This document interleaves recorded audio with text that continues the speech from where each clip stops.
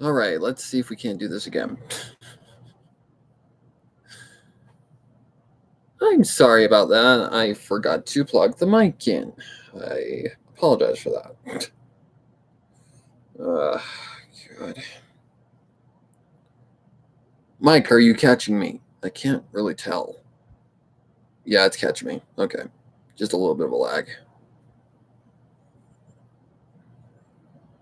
Hello, Jolly Sunshine. I'm mainly doing this stream to talk about basically, what has been happening on Twitter as of late. And I apologize, my hair is a freaking mess, but hello, Zachary. Hello, Songbird Serenade.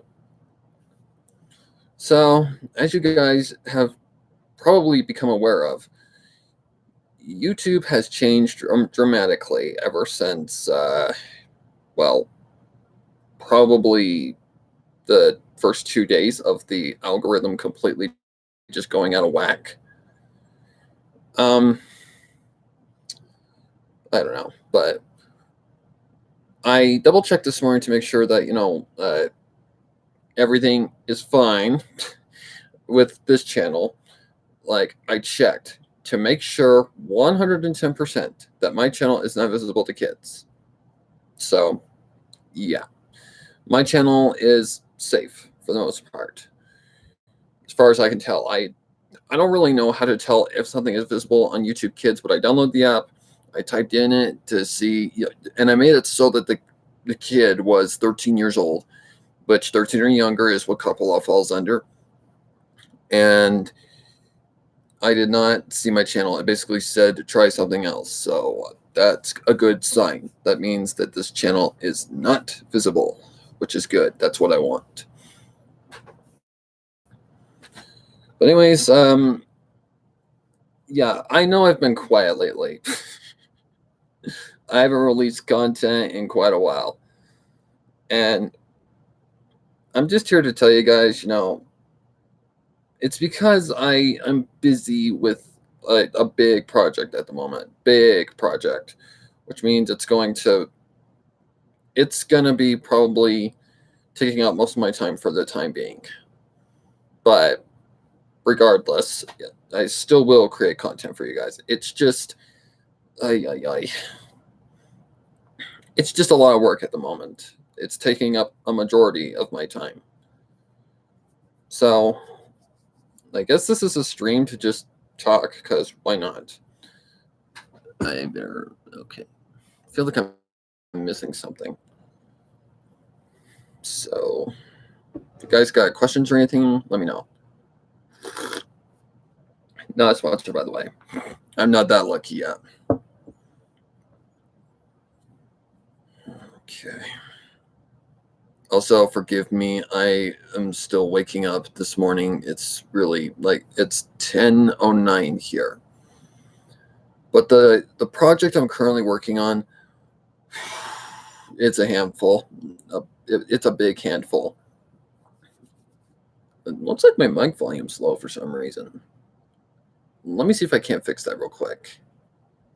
Let me see if my volume mixer's off. I'm not sure what to ask. Ask anything minus private info. I need to open my volume mixer. Let me see if my mic's down a little bit. Okay, nothing there.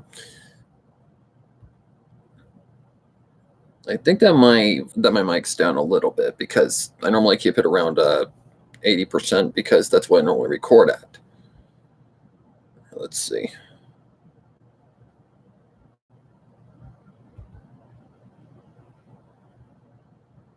This in advanced levels. Nope, it's 100%. Okay, that's good. That's good. Do I still have hope for YouTube? As far as I've been seeing on Twitter, and the fact that there's a lot of controversy around what's going on right now, no, I really don't. Considering YouTube's just basically relying on their broken as shit algorithm to win over this whole controversy, it's not looking good for YouTube. It's looking very bad. Like, here's how they're basically handling this whole situation. Anything that applies to kids, anything that they assume, that the algorithm assumes is safe for kids. We're talking anything that has a thumbnail with like a cartoon character or anything that looks like kid friendly in it. They're basically calling that kid friendly and are marking it for kids. So that's not a good idea, or that's not looking good for YouTube. There's already been like things like Family Guy, animations like along the lines of like what's the word? Oh God, what's the name of the animation? Happy Tree Friends, I think is what the name of it was. Stuff like that. That looks innocent enough. Cupcakes HD, Smile HD. There you go. There's another two for you. They're basically saying that just because it looks child friendly in the thumbnail and in the title, that it's safe for kids. So this is like just like how I kind of discovered Cupcakes HD or Cupcakes HD. I was basically browsing one night. This is a funny story. Keep in mind, this was before I really got into the dark side of the fandom. I was just browsing one night and I came across this thumbnail that looked innocent enough, and I clicked on it and I regretted it. Oh man. I just remember seeing Rainbow Dash get knocked out by the mallet, and I'm like, what the fuck am I watching? And then it just got continuously worse. So that just, oh man, that was horrifying to watch. Cupcakes HD, it doesn't matter how many times I've seen it, I still to this day cannot watch it without getting queasy.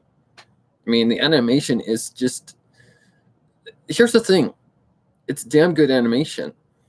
It's just the fact of the visual content, like how real it looks.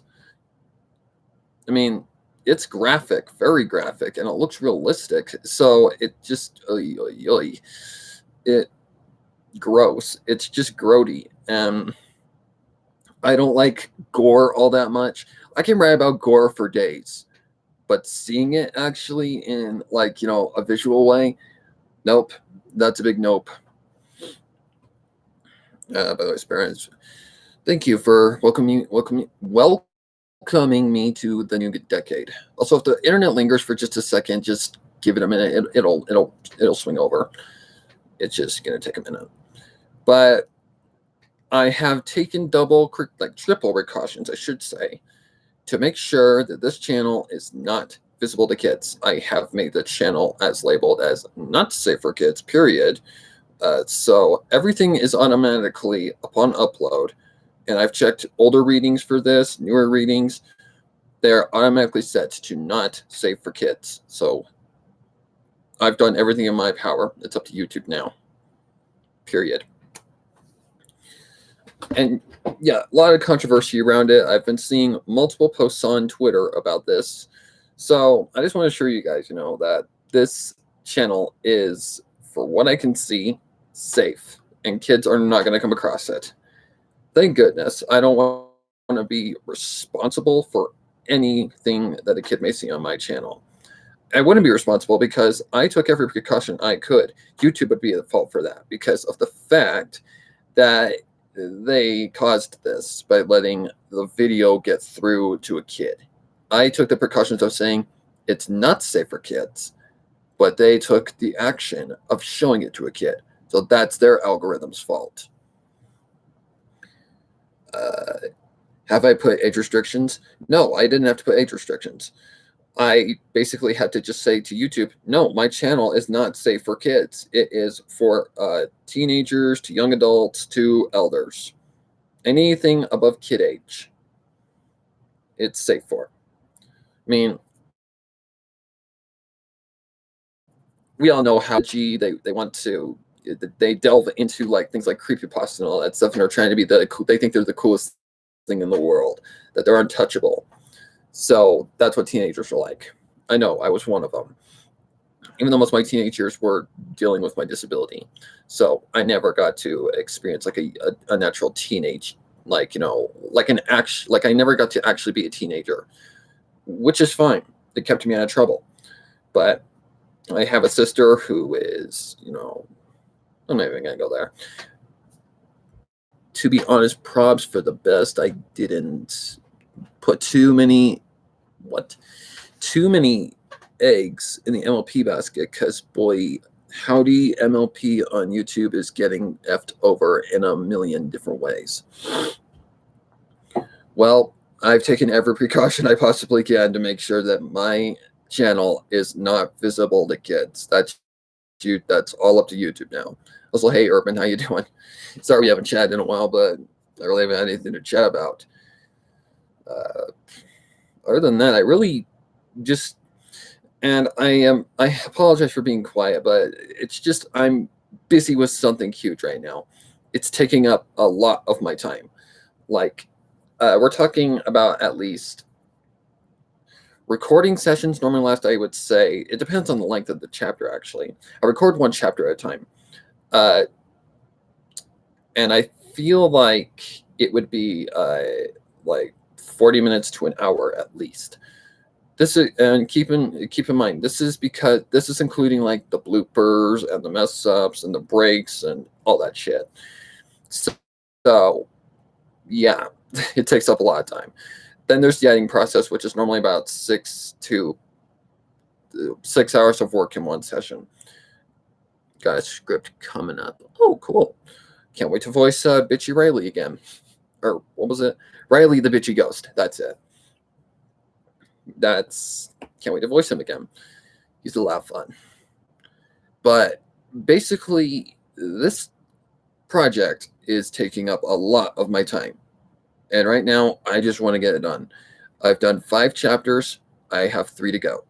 So the big chapters are out of the way, which is good. The big chapters are done. Like chapter 1 and chapter 5 are the big ones. So they're done. And the rest of it is like 3,000, 2,000 word range, something like that. So it's a big project, and it's taking up a lot of my time. Right now, I'm kind of just taking a little bit of a break, because chapter 5 it did a number on my voice. Let's just say that.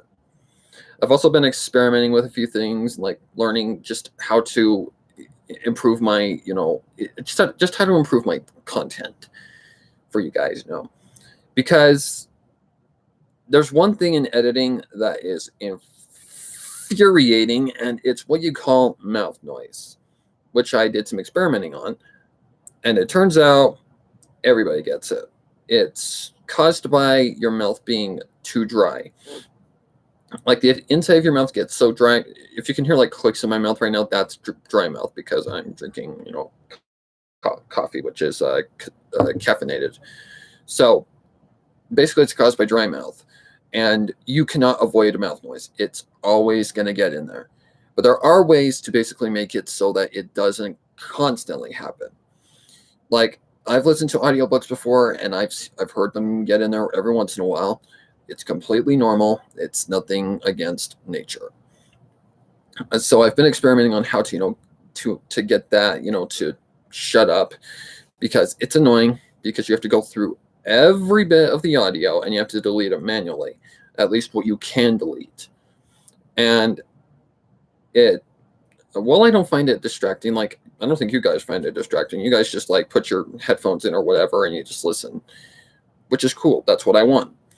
But if I'm ever going to get to like audiobook narrator levels, I need to learn how to get rid of these things, or how to at least, make it so that they don't appear as much.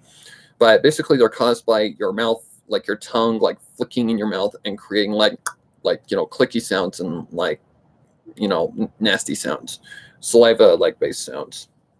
So I'm part of a Discord server that has like voice acting, professional voice actors that know their stuff. And I basically said, okay, what do I do to get rid of this?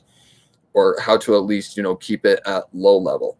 And they told me that the best thing you can do is stay hydrated. There's also like tricks like the green apple trick, which basically the tartness of a green apple causes your saliva to build up. But there's also a point where you can get too much saliva in your mouth and it can create nasty noises. So also don't drink, any, like caffeinated stuff before recording.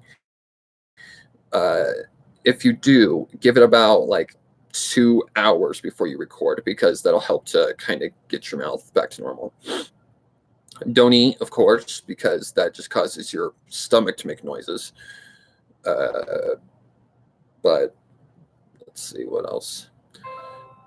Oh, shut up. I don't care. But so that's what I've really been working on and trying to figure out, how I can better that. So basically the only one that I can really do is this.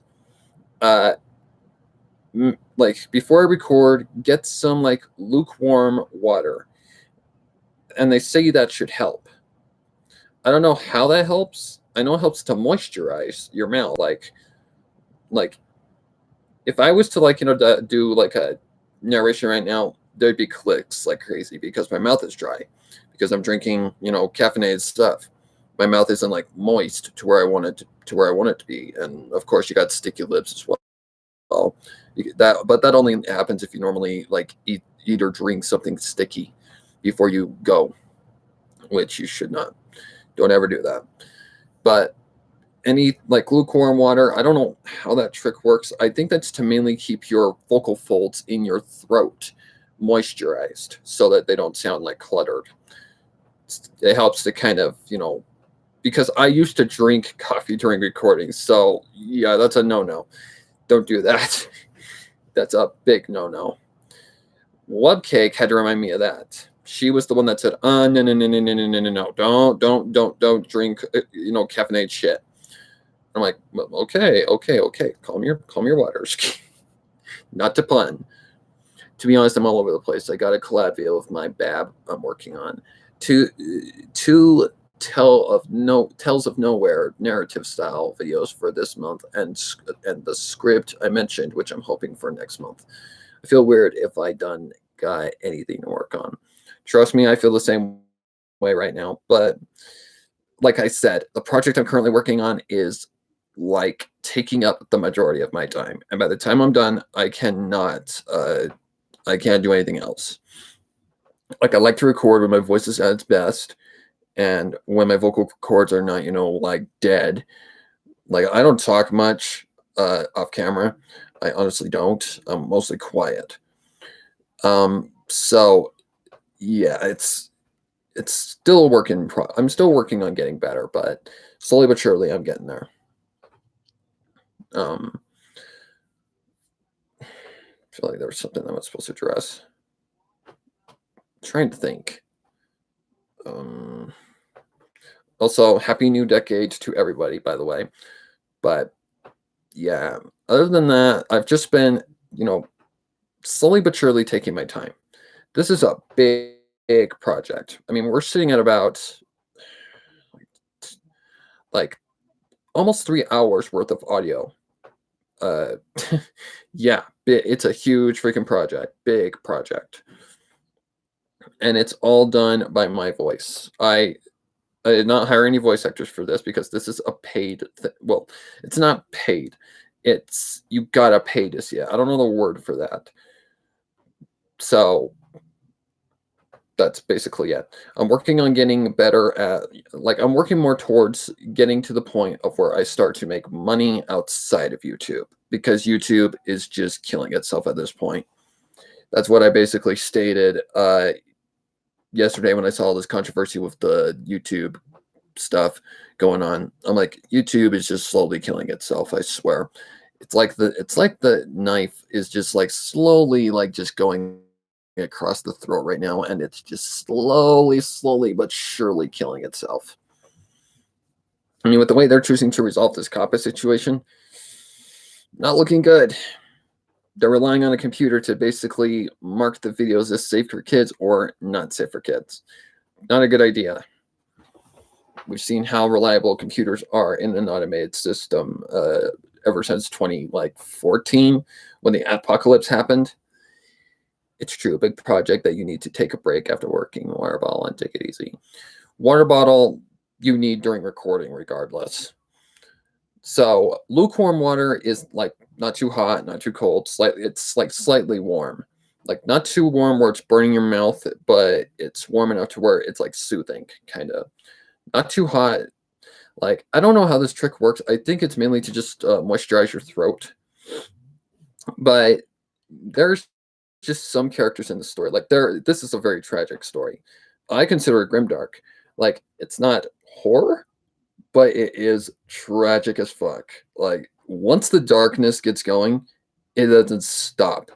I have tested this with a friend of mine who I asked to give like a secondary opinion, like to have a second pair of eyes, like that would be listening to this, or a second pair of ears, eyes. No, uh, and she found it so freaking tragic, and that there was literally no breathing room. She had to take a break in between the chapters because it just continuously builds on you and slowly but surely just keeps pushing you to the point of where you feel like you're suffocated.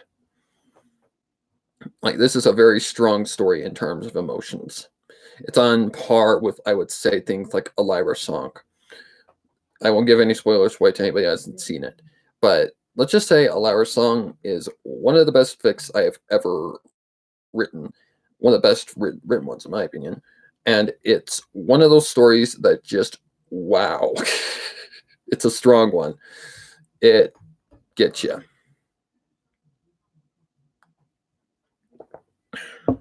How come I don't feel that way when listening to grimdark? Everybody's different. Grimdark is designed to make you feel disturbed, not scared. Grimdark is a different type of horror. That's why this is why I prefer grimdark over horror. Horror is more like you have a jump scare and it goes away. So you're only scared for a second and then it goes away. But with grimdark, it's different because it makes you feel like you're in the story and experiencing the emotions of the characters that are in the story. Like that's the best way I can describe it. You feel like you're part of the story and you can feel the emotions just building on you. That to me is true horror right there. That it builds on you and you can feel the story and what is going on in the story. Like a Lyra song, not for the faint-hearted. Like the Lyra song doesn't have any jump scares in it. It doesn't have anything like that in it. It has a disturbing like setting and atmosphere. Basically, that's it. Like it's a three-parter, but it's a fantastic story. Like it's not I wouldn't say fantastic, but it's a fantastic grimdark to anybody who likes grimdark. Like it's tragic, very very tragic. The one I'm writing is kind of a redemption for me because here's the thing: it was the first project I ever released on this channel. First pony related thing I ever released on this channel, minus the reactions way back in the day, back when I still had that potato mic. But yeah, it was horribly written. The acting was terrible, but I was still new and I didn't realize these things. And yeah, it was a failure. It was definitely a fail. So basically what I told myself last year was that I'm going to finish this story. I'm going to revamp this sucker and I'm going to make it in a way that it wins, that it's not a failure. I hate failing. Like I don't like to see any project like be a fail. That's the thing with this whole ordeal. I'm like, I am going to rewrite this sucker and I'm going to make it into a win. I will not let it fail. So it was hard to, like seeing I wrote it, it really hurt that I had to consider the first version of it a fail. And it was a fail, trust me. It was the story was convoluted as fuck and everything was just all over the place, pretty much.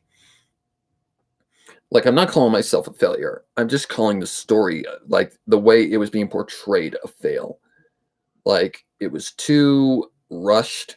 So I went to the way of writing that I'm best at. Writing as, like, an author, not a script writer. I am not a script writer. I am a story writer. So this is much better and much more better paced, much more better at, getting to the person. Like, even me listening to it, I'm the one that wrote it. Keep in mind, I'm the one that wrote it. Even me listening to it, I get teary-eyed. Yeet. Hello, Void does things. Yeah, and Zachary, I'm not calling myself a failure. I'm just calling the story that it was before a fail, because it was a major fail. Like, it was bad. So I decided to revamp it, and now we've got it. Part one of it, anyway. It's a 3-part series that slowly but surely I'm working on part two. I'm just trying to get the story, plot together so that I don't have the same issue I had with the first one, which was basically that it was a fail. So, but once it gets going, it doesn't stop. Like, okay, you have your happiness. Like, the beginning of it's even, wow, it's like a jump right into just tragedy. But then it turns into a, like, kind of a happy plot, and it has its happy moments. And then once it goes dark, it doesn't stop. It just continuously, like, builds, and it just attacks you right where it hurts. The villain in this, I created basically right off the top of my head. And let's just say that this villain is not one that is like any other villain, and he's not looking to destroy Equestria. He's looking to destroy what makes Equestria Equestria. Just kind of put that into your head for a second.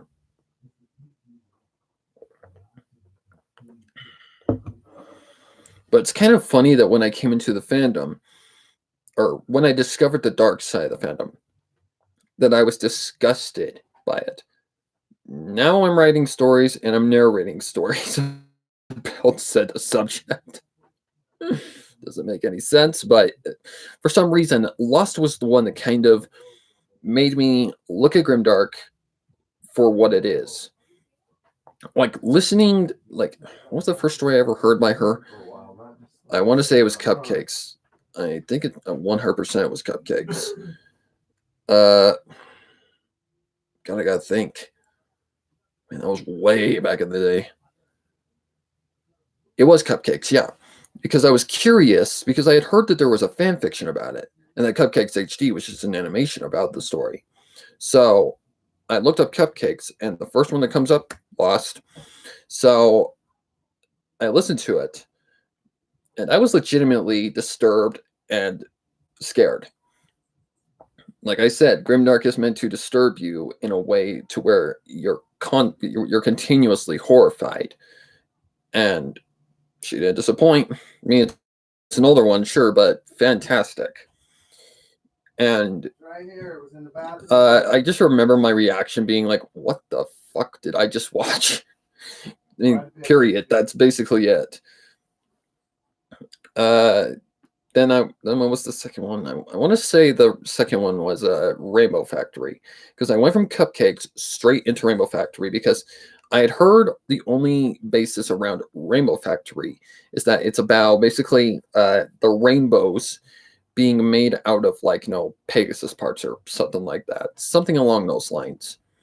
And so I got curious and I looked it up, and of course, Lost Narrator comes right up. So I watch it. Let's just say at the scene where Orion gets completely, it's kind of like, oh my god, it's like that. I was, like, legitimately disturbed, and I felt that pain.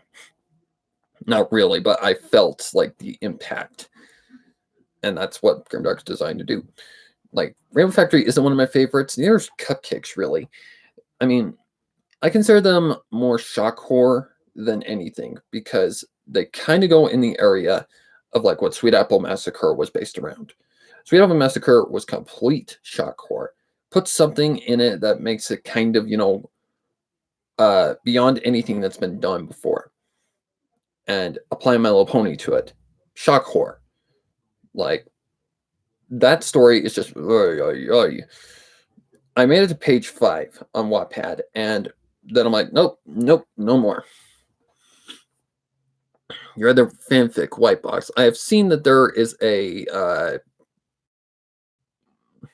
Was it a reading or was it the animation? I can't remember. I think it was a reading. I'm not sure, but it could have been an animation or something. There's like a video. There's a video version of it someone made, and if not, you check it out as far as. Okay, so my favorite so far. There's been quite a few that I really like. Like the one that I'm reading right now, The Process of Elimination. That one is fantastic. I don't know where the hell it's going. It's got me still questioning a lot of things, like where the bleep is this going? So it's a really good story. I really like how they are putting this together, and it's interesting to say the least. I'm loving reading it because it's a lot of fun. I get to voice a lot of characters that I normally don't voice. Hello, Twilight Sparkle. Hey, Denizen, by the way. Your art style is insane. Also, quick note, Urban. Prince Whatever, he released the full album of Reimagine. I did not know that one of the arts on one of the tracks, the one with Nightmare Moon, apparently, or like some twisted version of Luna. I had no idea that was your art style. It kind of threw me for a loop once I saw that it was credited as you as the artist. Fantastic album, by the way.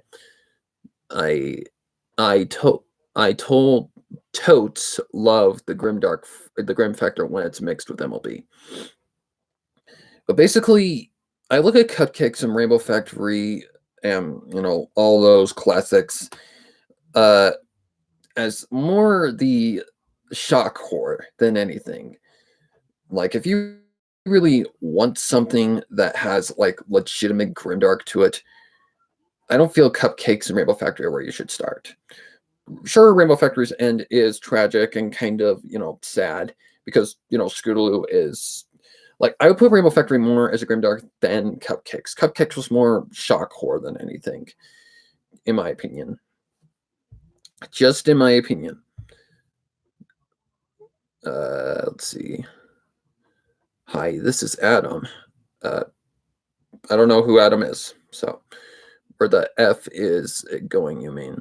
So it's interesting to really look at those old ones that really started the whole trend with the grimdarks, and to see how far it has come. Let's just say that there's been a lot of better fanfics than Rainbow Factory and Cupcakes since then. Like, actually legitimate great grimdark. One of the top ones being the Silent Ponyville series. Some of them. I would say that 2 is probably the better one, because I listened to Lost's like entire series that she did, and oh my god, fantastic job. Fantastic. To be honest, I want to doodle some horse art sometime soon just to try and make it intense, sketchy, and spook, because I've been doing a lot of style experimenting, cannot talk, and it's been a hot second since I drew horses. I think I may have a proposition. A proposition.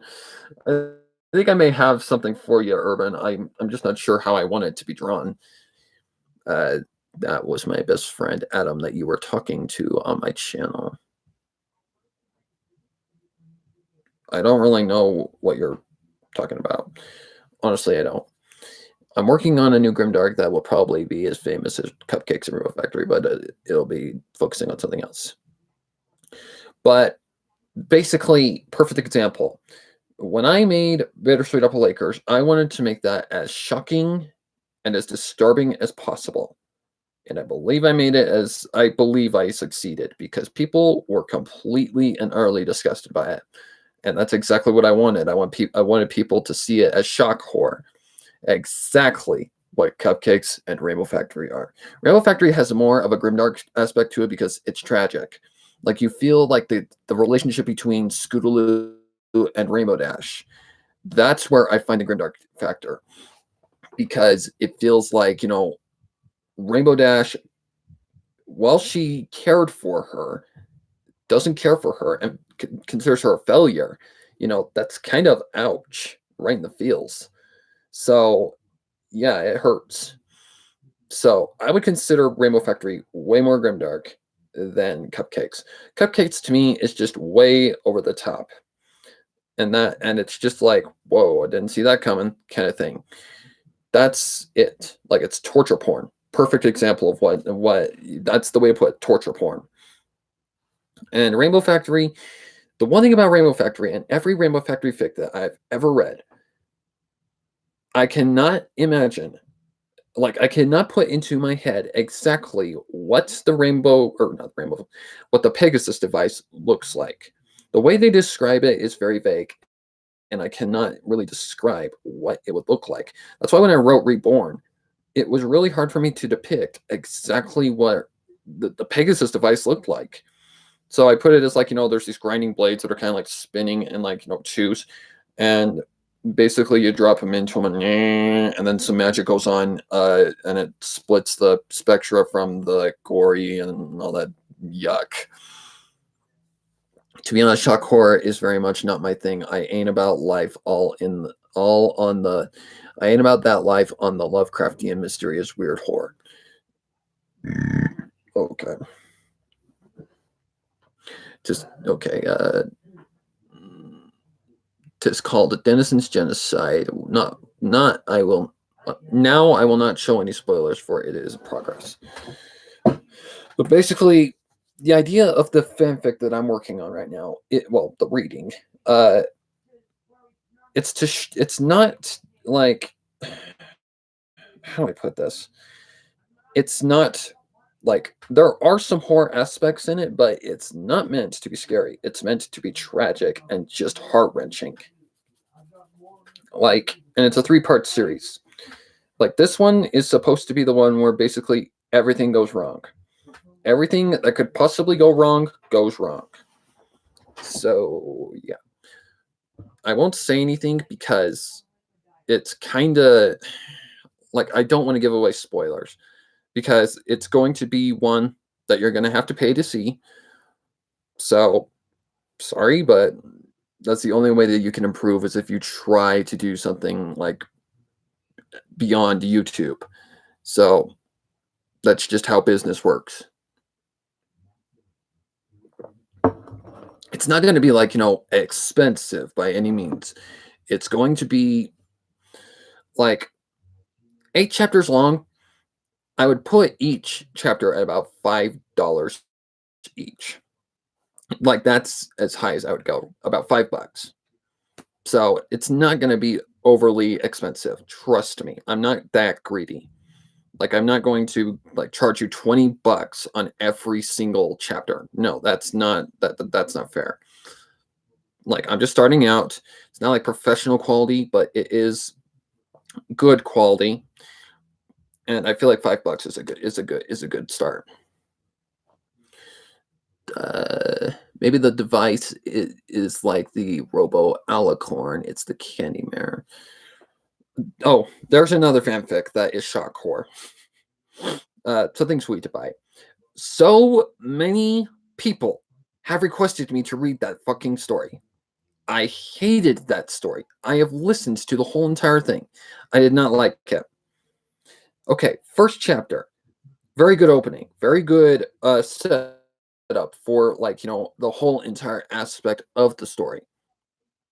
But that's just it. There's like 2 chapters in whole that are good. Legitimately, that's it. And the timeline and the pacing is just like all over the place. That was the main thing that like completely threw me like off jump. I'm like, where are we? You know, no offense to Emogag. You just read the story and you were looking, to get a lot of views.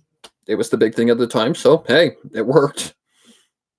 I mean, she was a fantastic narrator and everything was done well, but just not my thing. I mean, honestly, this was more of a gore torture porn type fic. And the ending is just so freaking stupid. Like, so many people have requested me to read this story, and I hated it. I hated it. It was trying to be too, over the top when it was failing massively. That's just my personal opinion on something Sweet Bite. I didn't care for it. It was just stupid. Honestly, it was. That's pretty much my opinion on it. It was boring, and the first chapter was great. Great setup for something dark as hell. But other than that, nope. It really lacks, and just like it's kind of like the same thing that happened with me when I was reacting to Princess Trixie Sparkle. Okay, first chapter, good. Then it kind of drags out too long until it gets to chapter 6, I think, or episode 6 in this case. Then it starts to pick up. It starts to finally change up and start to do something good.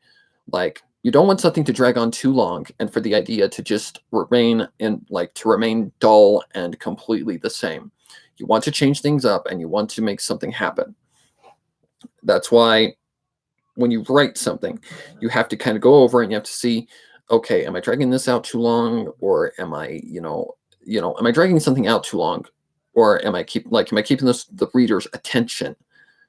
Something needs to catch someone off jump, and I really expected something Sweet to be more, and more, but it was really boring and it was just stupid, in my opinion.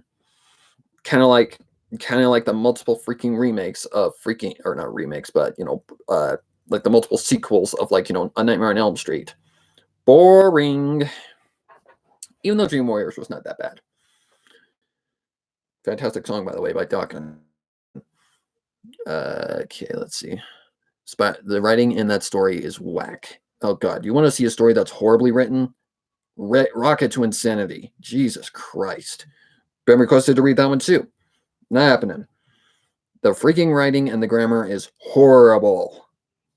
I would be ripping my hair out by the time I was done. Dialogue is awkward as hell. Yep.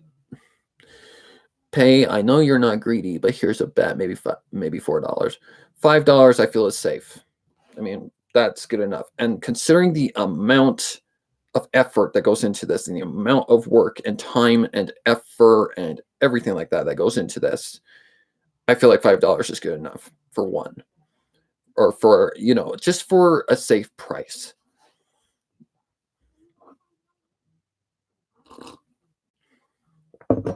Spyro's LP. Hello. We're just talking about Grimdark, I guess. But yeah, something Sweet to Bite just wasn't my thing. Like, there was some disturbing stuff in there, of course. Like Applejack's death. Holy God, Jesus Christ. I mean, off jump, it already had me, but then it just died off because it went backwards. And it was just boring and dull. Like any others that I can, like Rocket to Insanity, perfect example. Based off of Cupcakes, there's a lot of my biggest nitpick with the story is that it is the characters, the main six, completely out of character. Rainbow is clear, and I'm not talking Scribbler's comic dub version. No. That's probably very well written. I still haven't gotten around to watching that because 4 hours. I really need to have a free day in order to even see that. Like, I'd have to binge watch it. But the original Rocket to Insanity, horrible. Anybody who's read it, I'm not dissing on you. I'm dissing on the author. It was horrible. Like, here's literally what it is. it's like a mixture between Silent Ponyville and Cupcakes. Except in this case, Cupcakes isn't real, and Rainbow's just paranoid as fuck, and her friends refuse to help her when they know she's clearly freaking troubled, and it ends up killing Pinkie in the end. Shock horror, like I said, it was only popular because of Cupcakes. To be honest, I kind of feel the same on Silent Ponyville. Like, I really like the concepts, but the dialogue is whack.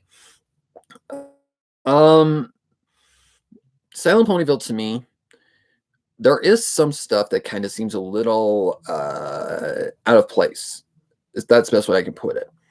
Like, there's some places where it drags a little bit, or where it lacks, but in the case of, like, you know, the writing, it really reminds me of when you're playing the video game. Because in the video game, you're supposed to, like, find your memories that you're trying to forget, and you're discovering, like, these riddles and all this shit. That's the hardest part about the game, is solving the riddles. The riddles are the hard ones. Like, unless you are an adult, you are not going to be able to solve these riddles. Even I am bad at it. Even I tried it, and it was bad. I had to look up a guide. I'm like, Jesus criminy. Wow, Dash just really want to come out today. Hey guys, it's Rainbow Dash. Okay. It's a shame there was no continuation for Silent Ponyville 4. If I remember what Goody said correctly, I think he said that the author is still working on it. So, because he's reading Silent Ponyville 2. Silent Ponyville 4 right now, and he says that the author is still in the process of making it. What's his name? Sam Rose. To be honest, that comics writing dialogue wise is also whack, but like, you can tell the creator of it really cared, and I intend to admire the amount of detail they go into the backgrounds later on. They go into the backgrounds later on. I really can't judge because I haven't seen it. I thought Scribbler rewrote it. I thought it was her that rewrote it. I don't know. Like I said, didn't know anything about it. So I don't know who did the original comic. I don't know if it was Scribbler that rewrote, like, her own version of it. I mean, I know she was a teacher, so she knows her shit. But I know it's a more elongated way of writing it, that the pace that it needs to be at in order to be a good story. That was another thing with Rocketune Sandy. Rushed as all hell. Very rushed. And rushed writing never gets anywhere. Trust me. I've been there, done that.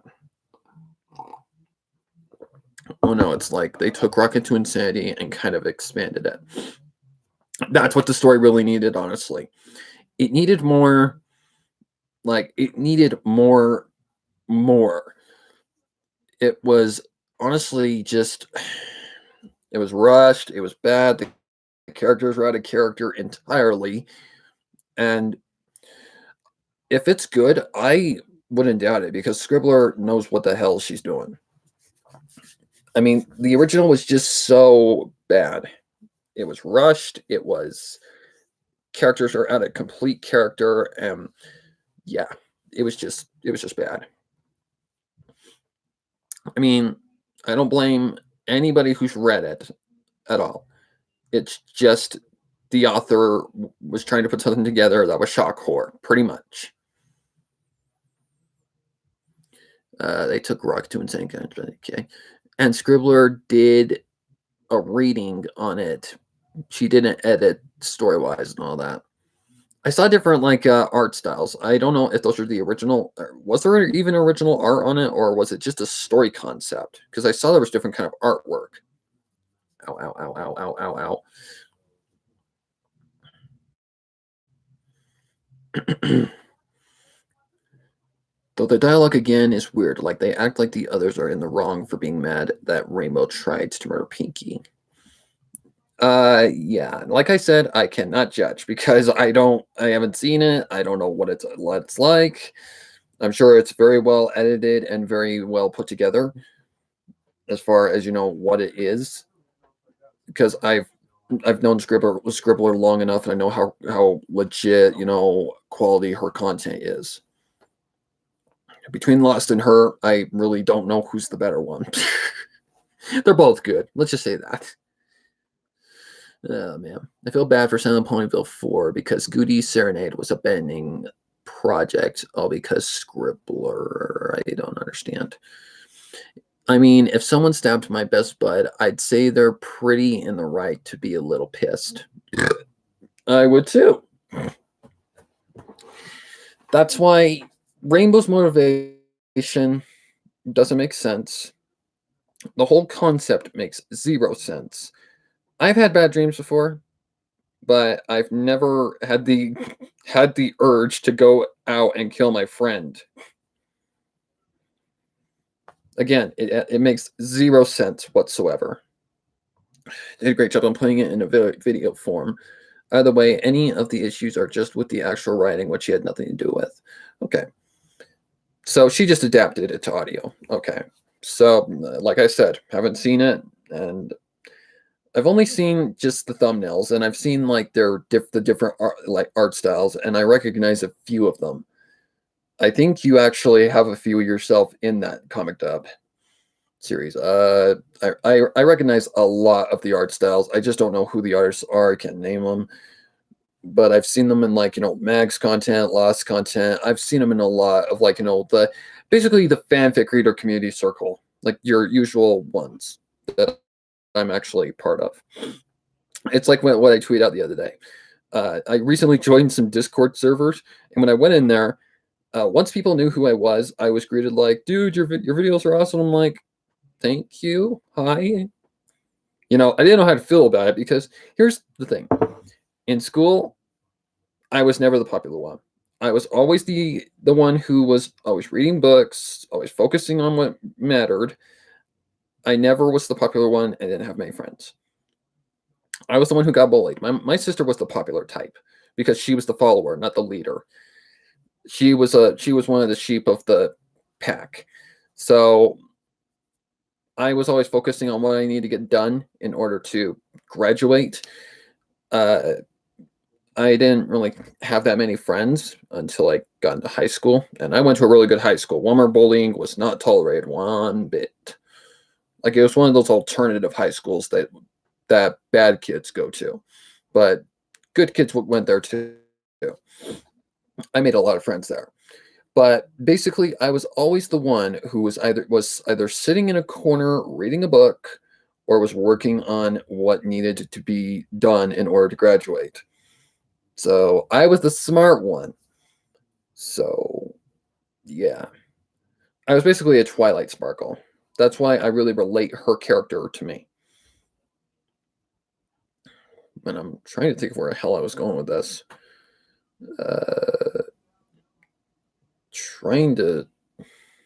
Where was I going with that? God damn it.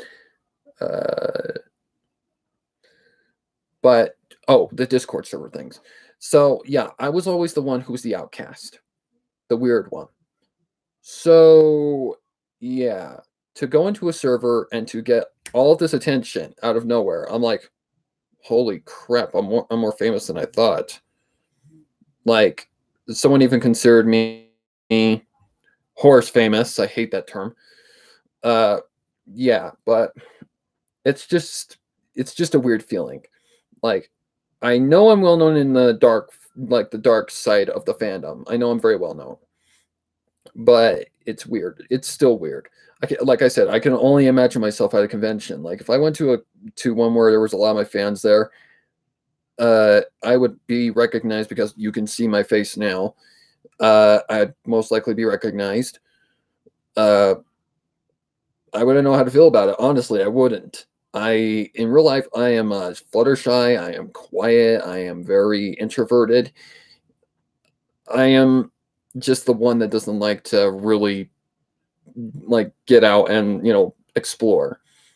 It's weird, but yeah, it was cool, but it was also weird at the same time. I didn't really know how to feel about it. I'm like, I don't know how to feel about this because I've never really been the popular type.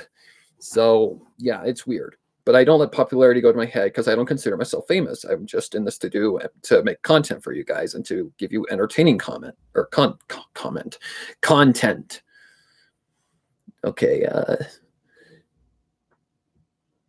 They say that it doesn't mean, I can't really THY. That probably is an internet slang for something. I don't know. Say that it doesn't mean that I hate Scribbler because she is sweet, so I don't hate her, but I hate the producers from these new horror movies like The Grudge that just came out. I honestly didn't even know of the Grudge remake until I saw the trailer appear on the YouTube home screen. I'm more excited for A Quiet Place Part 2. I love that movie. That was a good movie. The artist intent improves. The artist intent improves as the comic goes on. It goes from very basic color pencil doodles to digital art with elaborate backgrounds. It's really interesting visually. And that's what you need in order to keep, an audience, pretty much. I mean, really, the producers of the Evil Dead remake, I was expecting another Evil Dead or Jeepers Creepers remake. Jeepers Creepers is actually still going. There's another film on the way, from what I've heard. Me, Smarty, I'm sort of like a mixture of Sakura and Trixie, so that don't sound right. I can't really even depict what kind of person you are based off of those things. Trixie is a showboater. Sakura is wise and smart. That's kind of all I can really depict out of those two characters. Okay, did I miss any?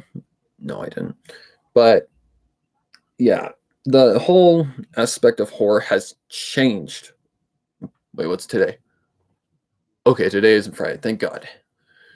But the whole aspect of horror has changed dramatically over the years. Like Grimdark, I should say, actually. The whole aspect of Grimdark has changed over the years. It's went from shock horror to legitimately actual good Grimdark. Like, a story, for me, has to catch me right off jump. Like, if the first chapter doesn't catch my attention, then it's just not going to be good. I mean, I know that sounds kind of rude, but it's just the point. A story has to catch me within at least the first, I would say, 2,000 words, or the first chapter, in order to really catch my focus and to keep me interested. So, Grimdark to me is, you need to feel the story. It's like I was reading one. I still need to finish reading that one. It's called Flash. This one has perfect atmosphere and very, very good writing. Like, it caught me immediately. It's very interesting. Kind of reminds me of I want to say like The Walking Dead a little bit, because it's kind of like an abandoned society kind of thing, and there's these monsters left behind. But it's not the monsters or anything that makes it unsettling. It's the way it's written and how it builds up the setting and the atmosphere. It's so freaking good. Like, it's long, but yeah, it's freaking good. Like, this caught me immediately. Like, the monsters don't even come in until way late in the first chapter. But the setting and just the setup and the idea is fantastic. And the reason it's called Flash is because the only light source they have is a camera with like a flash on it. So using a camera to basically depict what you're seeing, that is unbelievable. And that is like, didn't they do that for Five Nights at Freddy's sister location? Yeah, they did, for Funtime Foxy.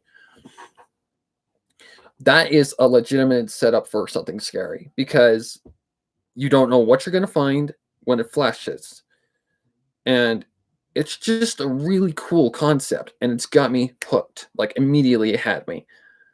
The setting is in the Ponyville Hospital that's like decrepit and rotted on the inside. And it's just these two fillies that, well, are they fillies? Technically teenagers. So I would say, two fillies that that are just there to do like a school project. But they decide to get a little too curious, and they end up discovering, that some things should not be disturbed and should be left alone. But it is fantastic. The pacing and the writing is wow. It's so good. And it caught me right off jump. Like, I kind of knew where it was going with the concept, but it's also surprised me a little bit. Like, I'm like, why is Ponyville abandoned? What's going on here?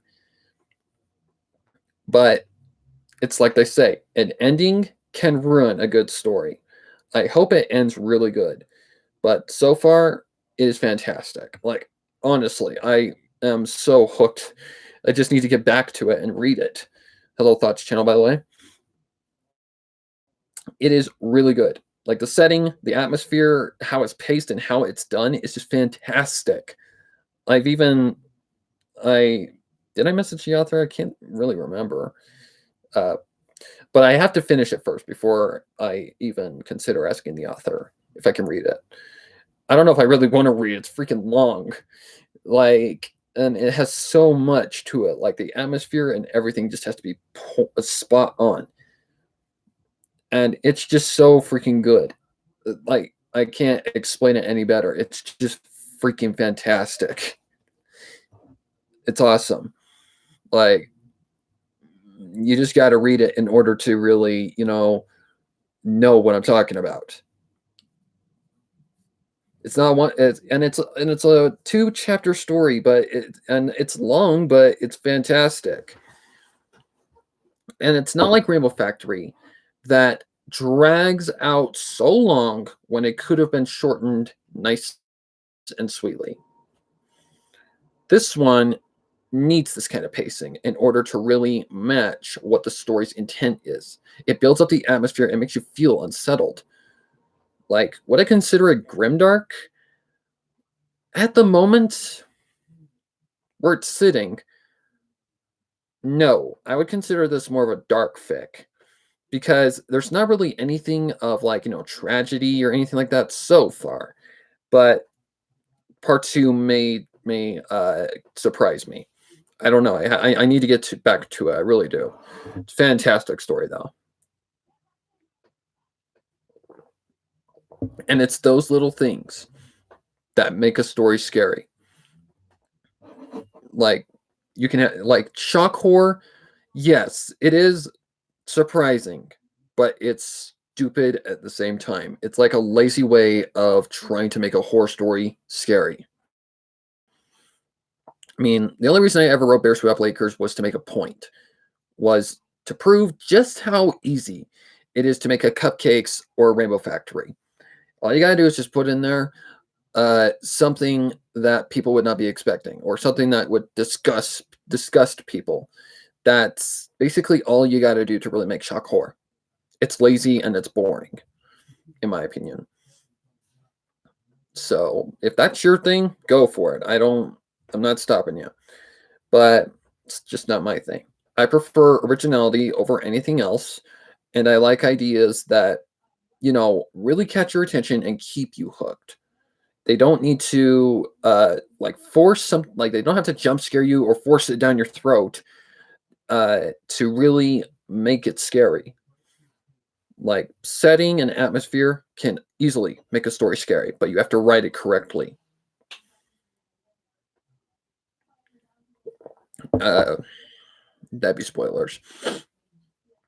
It's like, okay, one of my most popular stories on the channel, The Survey. That story, I'm just going to tell you right now, I was bored when I was writing that story. And the reason why I mainly wrote it was just to put something up on the channel, because the channel was still growing at that time, and I just wanted to keep growing it and growing it and growing it and growing it and just massively producing content. The Survey, I look at it back at it now as like kind of almost like a comedic kind of dark fic.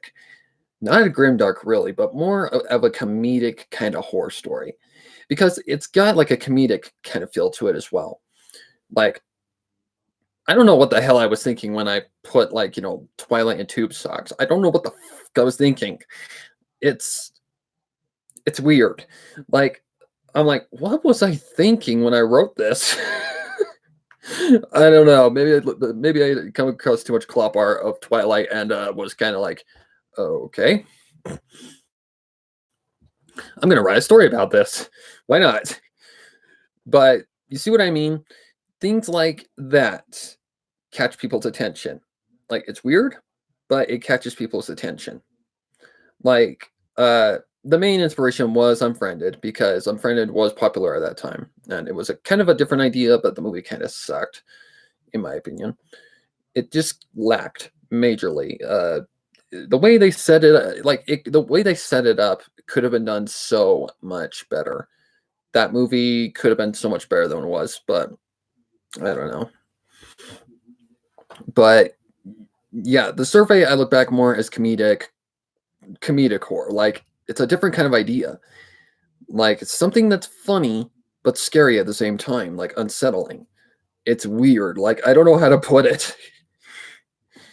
And yeah, the audio quality. But remember, this is back when I was still using a potato mic, had very bad editing skills, and yeah, I was bad. And I didn't take out noise, like nose squeaks, breaths. I didn't take that crap out because I didn't know how important it was. But hey, it's over to 10K views now, so I don't know, people like it. So there you go. Then people want me to write a series about it. I'm like, okay, this is kind of weird, but okay. So the second one in the box is it's more of an approach that I should have done in the first place. It goes more into the story that it's working towards in its finale, which I haven't even started writing it, so don't expect it anytime soon. I mean, seriously. But it's set up like, that there's an antagonist in this. It was a psychological feel. There's a scene in there where he has to bite into his own arm and drink his own blood because he's dehydrated, and the blood does have water in it. Your body is mostly consisted of water. And I remember recording for that. I actually did bite into my arm, but not, like deep enough to where it was hurting me. It was just enough to create like that sound effect that you need in order to make it sound realistic. Just add in some flesh puncturing sound effects, and there you go. You got something. But yeah, it was definitely a different kind of idea. And like I said, I was like half-assing everything that I wrote back in those days. What was the third one? Welcome to the Family. I got the idea from God damn it. It's a game. Welcome to the Game. That's it. Which if you've never heard of this game, basically you play as someone who's trying to get into a red room on the darknet. And you've got kidnappers up your butt if you're not careful. Very, very very unsettling horror game. Very scary, actually. But I got the idea from that, and it kind of made sense, so I just wrote it.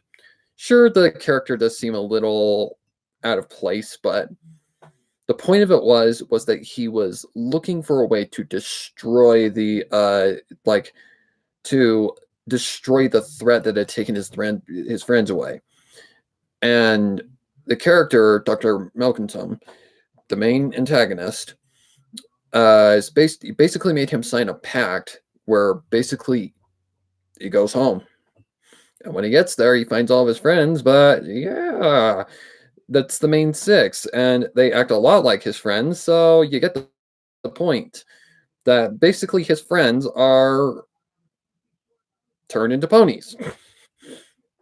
And in the finale, you'll find out why he has to keep mass producing, why he has to keep doing this. There's a reason why.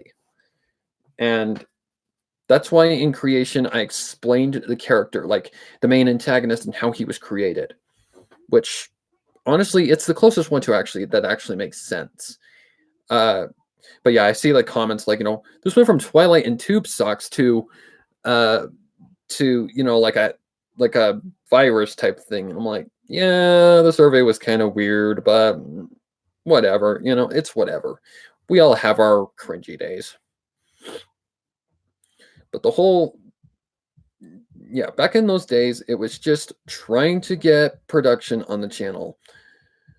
I mean, if I had to put an equivalent of, the project I'm currently working on, uh, to, just how much work is going into it, I'd put it next to Unmarked. Unmarked was a crap ton of work. Like, a lot of work. Because I had a full cast, so I had to wait for them to get their lines in. There was a lot of sound effects, hours and hours of editing and recording. And I'm not gonna lie, when I pushed stop on the recording for the final chapter, I got emotional because it was a project that was close and dear to my heart. It's literally what made the channel grow to where it is now. A majority of the subscribers came from that project,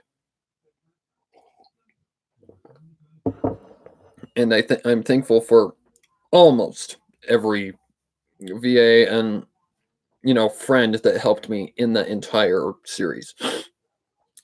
I mean, here's the thing. Unmarked started out as like a CMC slasher story. But then as I went into it, I realized there's already a lot of fics like that. Let me try something different. And Dr. Coldstein, or Detective Coldstein, he's more of a detective than he is a doctor. He posts as a doctor, as a private, as like, undercover. Basically, his character came from, if you've ever watched like the ID channel, and you've seen a show called Homicide Hunter, Lieutenant Joe Kenda, he's based off of that guy. This is a detective that basically is basically retelling stories of his cases, and he's a really smart and very like I am not going to take any shit from you kind of detective. So that's what Dr. Coldstein was based off of. Then I just kind of implied it and went forward, and it just kind of all came together. It's kind of weird how that happened, but hey, things happen for a reason.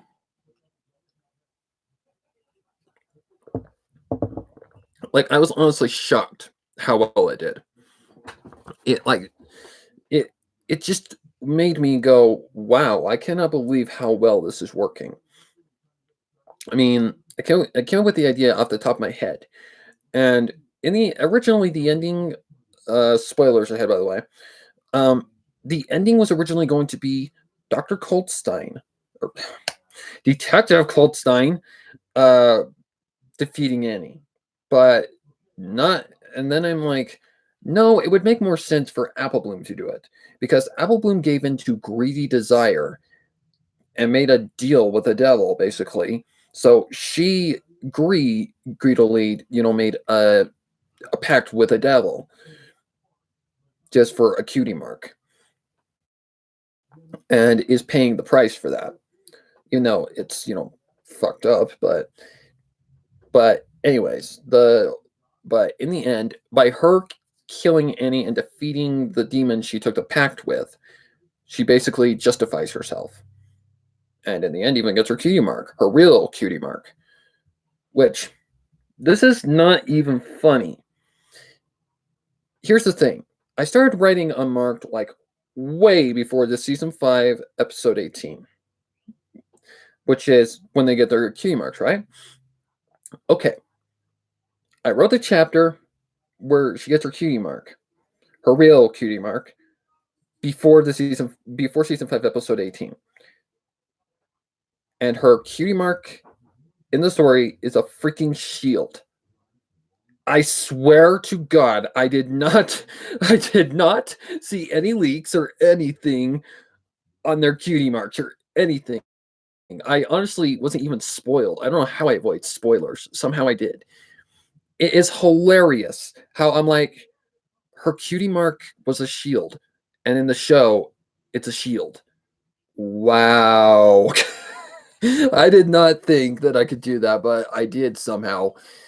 Just a complete coincidence. I don't know how. I don't know. I honestly don't know. But, I just wanted to talk to you guys to let you know I'm not dead, and I am aware of, what is going on with YouTube and the bull crap that's going on right now. And to show you guys, that I have taken every precaution, and so far, so good. I have not received any, no emails or anything like that. As far as I know, there's been no comments turned off because I have stated my channel as not safe for kids, period. And I'm sorry I've been so quiet, but this major project has taken up a lot of time. It's just huge. And trust me, if you are willing to, pay for it, it's not going to disappoint. And I still have a long way to go before it's done, but but that's mainly what's taking up my time. But I promise I will get back to the readings as soon as I possibly can. And film fiction's been really, really quiet too, so that's also a problem and a main reason why I haven't done anything. So that's basically the reasons why I have been quiet. But I'm alive, I am well. YouTube so far is fine. Well, my channel so far is untouched by anything to do with the FTC and COPPA because I've taken every precaution possible. And yeah, I'm just letting you guys know that I am still here. I promise. I am not going anywhere. I'm just very, very tight on time right now. So it'll be a while before I get back. I'm hoping to finish up the fic before the end of this month, and hopefully just have time to get back, like time to take like a break from the big project and to get to and to just have something in store hopefully for February at the most.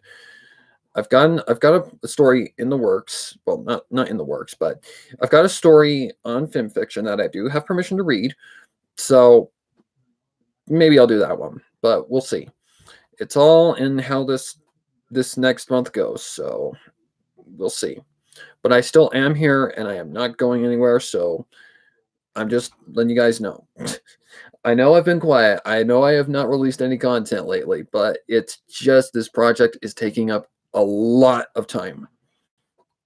And it is exhausting. So I promise I will get back to the readings as fast as I can once this project is done. I want to get this project done so that it's done and I don't have to worry about it. So thank you guys for tuning in, and I wish you all a happy day and happy horrors until the next time.